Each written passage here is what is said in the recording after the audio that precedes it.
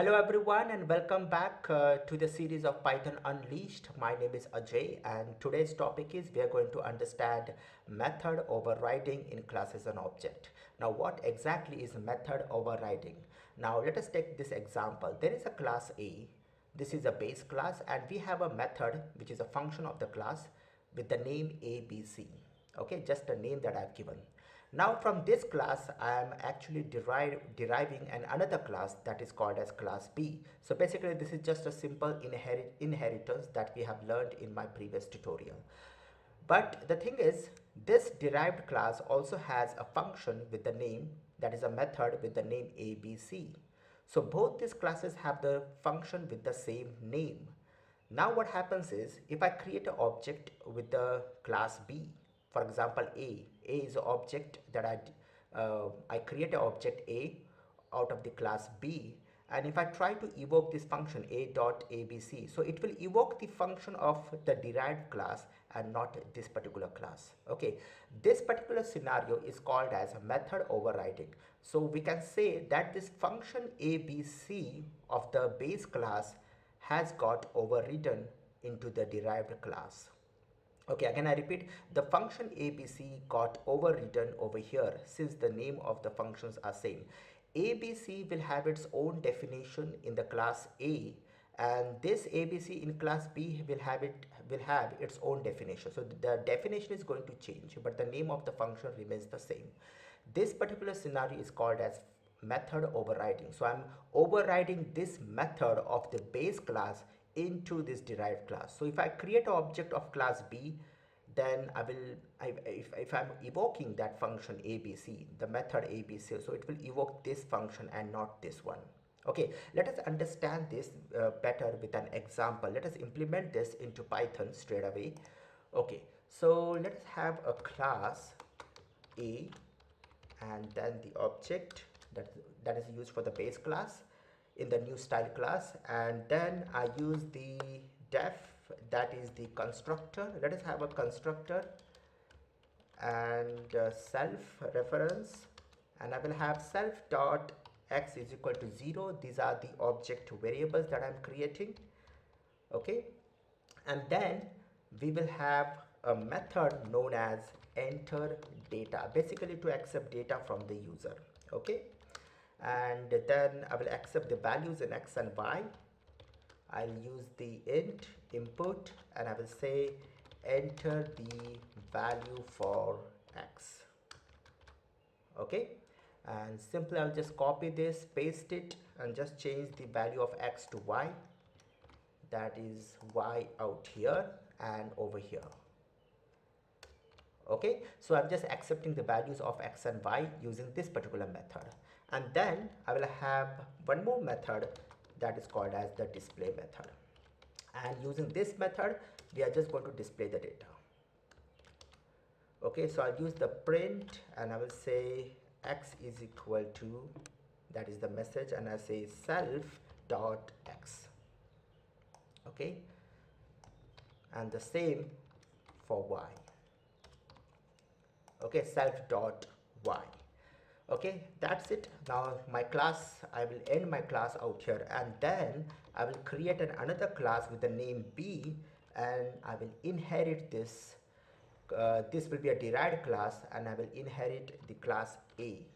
Okay, so everything that's there in class A will become a part of class B. Now this will have its own set of methods, and I will have the init method, that is the constructor, that is the self, and over here I will create a new object variable that is self dot y, and that's it. And then I will have a function, a method with the same name, that is enter data. Now you can see I'm using the same name out here. So what I'm doing over here, I am actually overriding this particular method. I'm overriding the method enter data into the derived class. Okay, and then I will have self out here, and let us have, I will accept the value for y, not for y. Okay, we will have this as z, not y. Okay, x and y will be out here, and over here I'll create a object variable that is z. So I will accept the value in z, and then input, I will say enter the value for z. Okay, and that's it. I'll only have one object variable, and similarly I will have the function called as display. Even this I'm overriding the method of the base class, isn't it? So we have the function called as display out here, so I'm just overriding it over here, and I say print message is z is equal to comma self dot z. Okay, that's it. Now let us just create an object that is a is equal to of class b, and now if I use a dot, now it is showing me the two functions, that is enter data, and I say a dot, that is display, and let us run this. Now what is going to happen, since this is I have overridden these functions, that is enter data and display data, right? These are the two methods that I've overwritten. So it is going to give a call to these particular methods of class b. Okay, so let us just run this and see. It is saying enter the value for z, right? And then it is displaying it. Okay, but what if I have to actually give a call to these functions? I want to accept the values for x, y, and then z. Okay, now there are two scenarios, two situations, two ways we can do this. Okay, first is in enter data, you can do it with the name of the class, of the base class. What's the name of the base class? The name of the base class is a, then I'll just give dot, and you can see the functions getting displayed, the methods getting displayed for the class a, that is display and enter data. So a dot enter data, and simply pass the reference self. And similarly you can do it a dot and then display and use the reference, and that's it. So this is the first method using the class name of the class dot and then the method name. Okay, so you can see this will give a call to this particular function. So once this method gets evoked, that is a dot enter data, this will basically evoke the method for the derived class, that is this method, isn't it?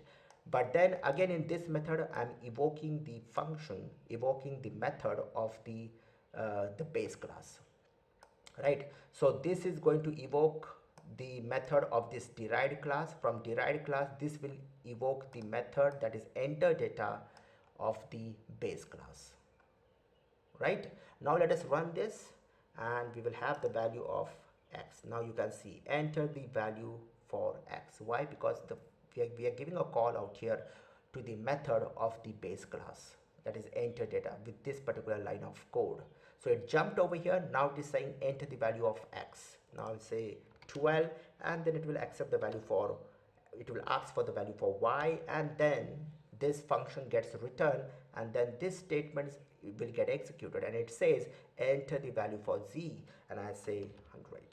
And similarly it is displaying the values. Why it is displaying the value for x, y, and z is because in display, that is this particular statement will evoke the method display of the derived class, that is of class b, right? That is this function, this method. And then in this method I'm giving a call to display of the class a, that is this particular method, isn't it? And I'm displaying that. So this is called as method overriding. I am overriding the method enter data and display data in the derived class. I'm overriding these methods. Okay, now this was the first way of doing it. Another way of doing this is using the super function.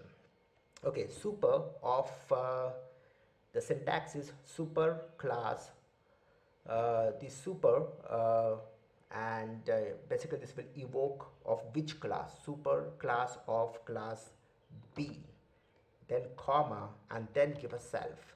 Since I'm passing the self reference over here, I don't require it over here. Okay, same I can do it out here, that is super, then super class of b, comma, self. What's the super class of b? That is a, right? And then I will say dot, I will say display. That's it. And don't give self out here because we're just passing self over here. Okay, that's the difference, and that's the syntax to follow. Now if I run this code and you can see the same output basically. Okay, and here it is. So these are the two ways by which we can explicitly give a call to the methods of the base class. So if you have overridden some methods of the base class, but if you want to give a call to the methods of that particular base class, so this is how you can do, using the class name, that was the first method, and second using the super function, and that's the syntax how you can use it. Okay, now we are not going to end out here. I mean, function method overriding is something that we are going to deal further in my upcoming tutorial, when we are going to actually work with multiple inheritance. Till now we have just learned about the single inheritance. So in my upcoming tutorials we are going to talk and we are going to deal about the multiple inheritance, and what is multiple inheritance and how to work with it. That is where what we are going to learn, and then again over there we are going to cover up this topic, that is method overriding. Okay, that's it for today. Bye for now.